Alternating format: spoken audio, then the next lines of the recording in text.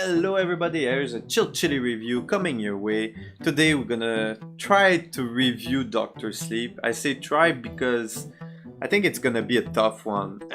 The Shining is such a cult classic, or is at least is becoming a cult classic. Now we have to talk about The Shining first. The Shining was like such a visionary movie with a weird fucking soundtrack, shots that were fantastic, calculated, mathematical. It was made by one of the best directors to ever live on this planet. Stanley Kubrick was behind fantastic movies such as 2001 Space Odyssey, Full Metal Jacket, like Clockwork Orange, and many others. The Shining was one of his last movies before he passed away, and it didn't do well at the box office at the time. The critics didn't really understood this movie, and they didn't see the I would say the magic behind it, and that's what it was. It was a magical movie almost. Not magical in the sense of Disney magical, but it was like my girlfriend and I, we watched it one day before going to watch Doctor Sleep. Even after the movie, we were even starting to make theories about like what happened and why it happened, and that's what this movie does to you. Is if you love movies and you love like just going to a theater, sitting down with your popcorn and watching a movie, The Shining is up there, like with The Matrix, with Gladiator, with like all these Terminator 2 and all these classics. Like The Shining is up there. If with Doctor Sleep, if you're expecting to see a mysterious horror slasher movie,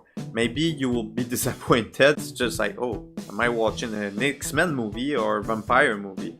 Because this is what it is. Like you see that group of people, they're like dead people. Their leader is like this woman, she's called Rose the Hat. And yeah, you see that there, what she's doing, like they have that smoke coming out, that steam coming out of their mouth. It's like the blood for a vampire. They're trying to get as much steam as possible. And there's this little girl in this village. She's like a very shiny girl. I know it sounds stupid, but that's how they say it in the movie. Yeah, she's very strong, and now they want to find that little girl and suck all her steam. And they have these big power battle because they're fighting. I'm telling you, it's like an X-Men movie, and it puts you out of the movie sometimes. And even at the end of the movie, they're like, oh, but maybe there's more enemies like these bad guys. So maybe there will be a sequel. Stay tuned for the next episode of Dragon Ball Z. Wait. Most of the time you will see repeated scenes, you will see repeated sentences, and it's really annoying. Rose the Hat, she's always repeating the same tone of voice. She's always saying, oh, hello you. Oh, are you not a special one? Well, well, well. Like she's always saying those fucking sentences. It's so cringe. So annoying. The whole movie I was just like, oh, shut the fuck up. She's a good actor. I love her as an actor. But the script or what she had to say, it's really repetitive, and that's the key word for this movie. Everything is repetitive. You will see the scene with the old lady in the bathtub like so many times. I think 5 times in the movie we see it. It's kind of okay. It was great in The Shining because it happened once and it was so impactful. You cannot repeat that scene 5 times and make me like, oh, this is scary. Okay, wait. This movie is original, okay? Yes, it's a bit similar to vampire movies or X-Men movies, but at least you see the scene where he's falling like this. That's very cool. Or her when she's falling like that. That's why they're showing these scenes in the trailer, because it's the only original scenes. Like there's not much originality in the movie. They're just like surfing on what you saw like in The Shining. And near the end of the movie, they return to that hotel, and that part was kind of cool because you're like, oh wow, oh my god, I remember this and I remember that. You're like a little kid in a theme park, you know. And after that little moment of surprise is gone, you're just like, oh, it's kind of lame. That's where like the big showdown, the big X-Men showdown comes out, like with the. It's like I was watching Wolverine against Magneto or something. No, for real, it just looks silly. It really felt silly, like almost childish. The soundtrack, it was okay. The soundtrack was not bad. It was not amazing either. It's nothing like, again, the Shining soundtrack. Okay, it's not even close, but it does the job. It's great. It has its little moments where you're like, oh, I like that. The actor is Ewan McGregor again. Obi-Wan Kenobi, like, come on, he's great. He's fuck. Every time I see him on screen, I always think about Obi-Wan, and I cannot help it. But he's very great.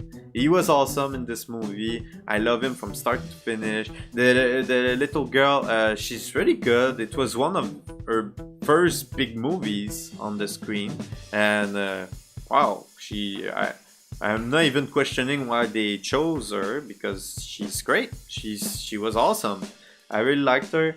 The main villain, beside the fact that she's always repeating the same thing, she was good. I liked her too. The other villains, I didn't give much care about them. They were kind of lame. They didn't have much screen time anyway, or they didn't do much in the script. One of the main scenes in the movie, you have to expect some child torture there. Is it going too far? There's some critique, some people that say that it's going too far. To me, it's okay. It was one of the best scenes of the movie, I would say. Does that sound weird? But I like the fact that they're not shy. They're not scared of going full on with their vision. You will see a kid gets tortured to death. Okay, and I'm telling you in advance, it's intense. I know it's kind of a spoiler, but you kind of see it a little bit in the trailer, so it's not too bad. If you don't like that kind of stuff, well, nobody likes that kind of stuff, right? But I hope it lasts for a few minutes as well, so be prepared. Prepare your mind for it. The actor that was playing this kid was amazing. He really sold it, and I like at some point he has like an exchange with the bad guys, and I really like his face expressions and everything, and I'm looking forward to see more of him. I think as a whole, the movie, the rhythm of the movie is good. There's no dull moment in the movie. That's also a problem in the movie, is that they're holding your hand the whole time.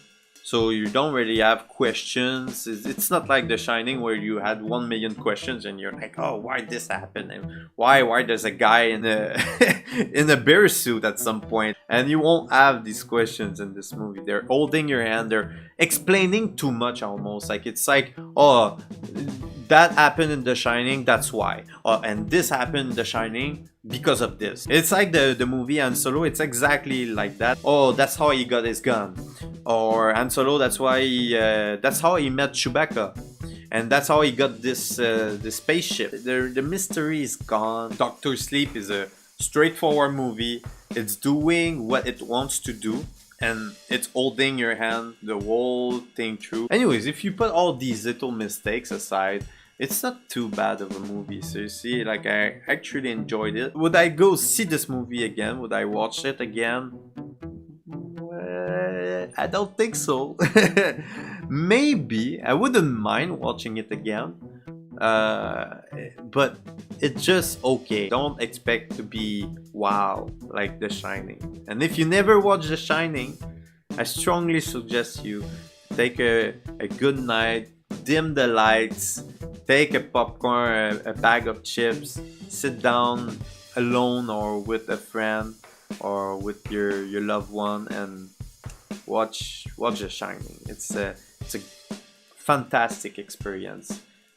Be ready to see some weird shit, like some scenes are very slow, like but it's always calculated, you know. And that's what's missing a little bit in Doctor Sleep. It's like they were trying to imitate that, but it didn't really work.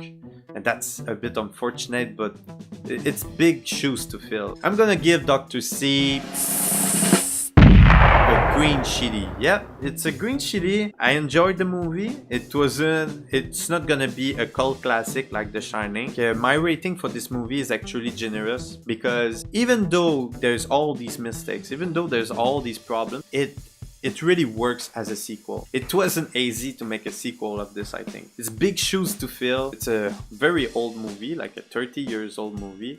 And to make a sequel out of that is...